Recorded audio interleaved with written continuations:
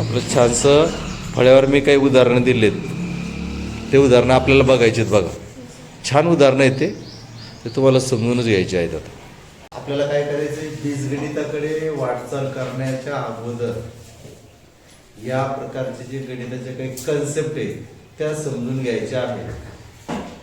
त्या आपल्या गणिताचे कन्सेप्ट आपल्याला समजून घ्यायचे. या ठिकाणी काय केलंय, आपण प्रश्न घेतलाय, कोणतीही संख्या यासाठी अक्षर वापरून पुढील गुणधर्म थोडक्यात लिहा. पुढील संख्येसाठी आपल्या मुळाक्षरातील असलेले अक्षर अ ब क किंवा ABCD ही जी काही मुळाक्षर आहेत, हे मुळाक्षर वापरून आपल्याला काही गणित या ठिकाणी सोडवायचे. त्यासाठी या ठिकाणी मी प्रश्न घेतलाय, कोणत्याही संख्येत शून्य ही संख्या मिळवून येणारी बेरीज त्या संख्ये एवढीच असते. कोणत्याही संख्येत, या ठिकाणी काय विचारलंय, कोणत्याही संख्येत.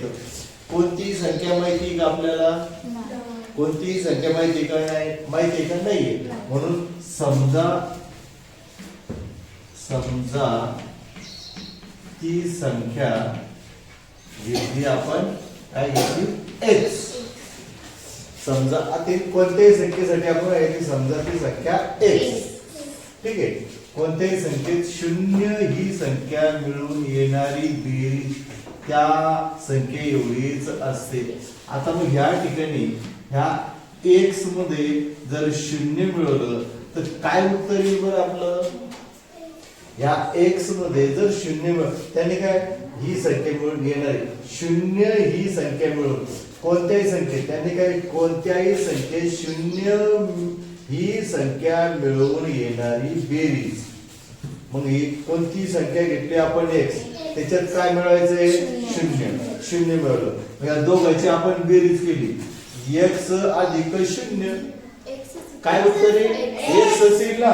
कोणत्याही सांगायचं तात्पर्य आहे की कोणत्याही संख्येत शून्य मिळवलं.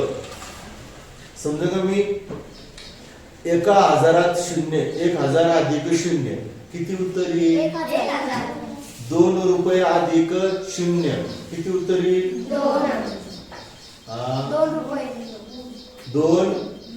2 रुपये येईल.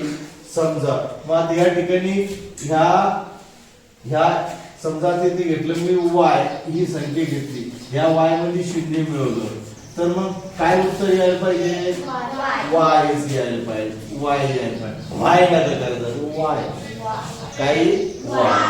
मग ह्या ठिकाणी आपलं समजा आता या ठिकाणी आपण काय घेतलंय, कोणत्याही संख्येसाठी एक ठराविक अक्षर वापरून असं होतं. आता या ठिकाणी आपलं ठराविक अक्षर आपण वापरलं, या ठिकाणी बघितलं x y वगैरे घेतलं. ठीक आहे. आता आपण काय करूयात, या ठिकाणी आपल्याला काय समजून घ्यायचंय. मग या ठिकाणी मी समजा इथं 5 अधिक शून्य घेतलं, काय उत्तर येईल, 5च येईल. ओके. या ठिकाणी 10 अधिक शून्य घेतलं, काय उत्तर येईल, 10च येईल, 10च येईल. कळतंय की तुम्हाला? बघा, समजा 10 अधिक शून्य हे त्यात मिळाले, शून्य शिल शून्य, एका शिल 1, म्हणजे उत्तर किती आलं, तेच आलं, 10च आलं. म्हणजे सांगायचं तात्पर्य असं आहे की कोणत्याही संख्येत जर शून्य मिळवलं तर येणारं उत्तर ही तीच संख्या असते. कळालं? कोणत्याही संख्येत शून्य मिळालं तर येणारी संख्या ही तीच संख्या राहील. कळालंय का आता हे? ओके, चला आता याच्यानंतर पुढच्या गणिताकडे आपण. पुढचं गणित काय सांगते, कोणत्याही दोन संख्येचा गुणाकार आणि त्या संख्येचा क्रम बदलून केलेला गुणाकार हे समान असतात. कोणत्याही दोन संख्येचा, कोणत्याही संख्या माहिती का आपल्याला? नाही. कोणत्याही दोन संख्या, समजा त्या दोन समजून घ्यायचा, दोन संख्या समजा त्या दोन संख्या x व y काय घेतल्या. समजा त्या आपल्याला काय विचारलंय, कोणत्याही दोन संख्येचा गुणाकार आणि त्या संख्येचा क्रम बदलून केलेला गुणाकार हे समान असतात. आता समजा मी काय केलं, मग आपण त्या संख्या आपल्या माहिती नाही म्हणून समजा त्या दोन संख्या काय, एक संख्या घेतली x आणि एक संख्या घेतली y. आता यांचं काय केलं, समजा आपण गुणाकार केला. काय केला, x गुणिला y. त्यांनी काय विचारले, दोन संख्यांचा केला गुणाकार, आपण त्याचा गुणाकार केला. ठीक आहे, आपण यांचा गुणाकार केला. गुणाकार काय येणार आहे, xy. ठीक आहे, गुणाकार काय येणार आहे, xy. आता याचा क्रम बदलला. क्रम बदलला म्हणजे काय केलं, आपण या y ला इकडे घेतलं, गुणिला हा x ला इकडे घेऊन टाकलं, तर उत्तर तुम्ही xy म्हणा किंवा yx म्हणा. ठीक आहे, मी असं उभं राहिलो, मी असं उभं राहिलो, हा उजवा हात आहे, हा डावा हात आहे. ओके, आता मी असं जरी उभं राहिलो तर हा उजवा हात राहील, हा डावाचा हात राहील का, हा बदलणार आहे काही, बदलणार नाही ना. जो हात आहे तो तोच राहील. त्याच प्रकारे याच्यामध्ये या ठिकाणी x आहे ते x राहणार आहे, y आहे तो y राहणार आहे. ते सुरुवात. ओके, मग आता आपल्याला यासाठी या उदाहरणामध्ये काय करून बघायचंय. बघा, आता या ठिकाणी समजा ह्या x च्या ठिकाणी समजा आता समजा x ला घेतले समजा आपण 2. x ची किंमत काय घेतली आपण, 2 घेतली, आणि या y ची किंमत घेतली 3. ठीक आहे, मग या y ची किंमत घेतली आता आपण 3.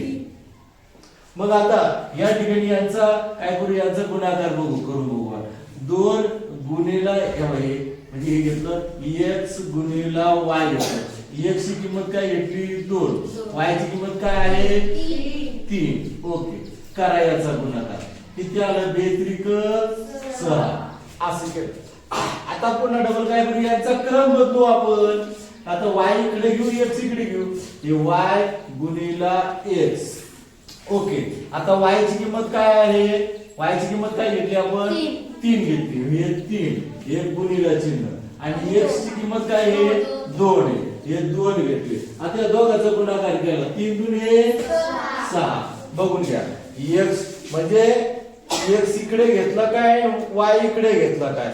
जसं आता y इकडे घेतला तसं x इकडे आहे, y मागे y पुढे. म्हणजे संख्येचा आपण क्रम जरी बदलला, 2 गुणिला 3 किंवा 3 गुणिला 2, 3 दुणे 6 किंवा 2×6.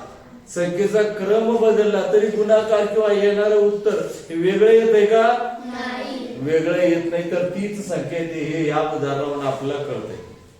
संख्येचा क्रम जरी बदलला तरी. बर, त्याच्यानंतर आपण पुढच्या गणिताकडे बघा.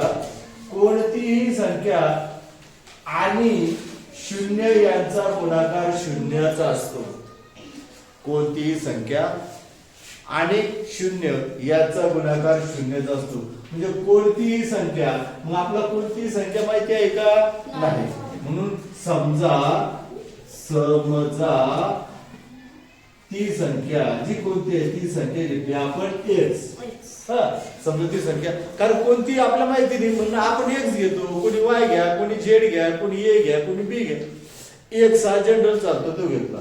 म्हणून समजा ती संख्या काय घेतली आपण x. त्यांनी काय केलं, कोणती संख्या आणि 0 यांचा गुणाकार 0च असतो.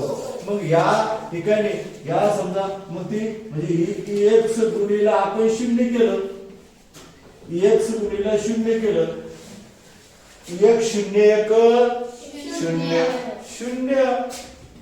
ओके, 0च येतं.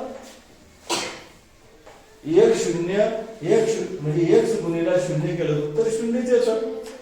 ठीक आहे, आता आपण या ठिकाणी आपल्या x च्या ठिकाणी काय करू, आपण संख्या ठेवून बघूया. आता x च्या ठिकाणी घेतलं आपण 4. समजा संख्या ठिकाणी किती घेतलं आपण 4 घेतले. मग 4 ला आपण 0 ने जर गुणलं, 4 0 0च येतं. आता समजा या ठिकाणी 100 घेतले, 100 गुणिला 0 केला आपण, 100 0 0 100 0 0 येईल. आपण एखादी कोणतीही संख्या घ्या तुम्ही. समजा तुम्ही आता या ठिकाणी 35 ही संख्या घेतली, 35 गुणिला 0 घेतलं तर 35 0 0. म्हणजे सांगायचं तात्पर्य आहे की कोणत्याही संख्येला 0 ने जर गुणलं कोणत्याही संख्येला शून्याने गुणलं तर येणारं उत्तर हे शून्यच असतं. हे कळालंय? थांबायचं मग.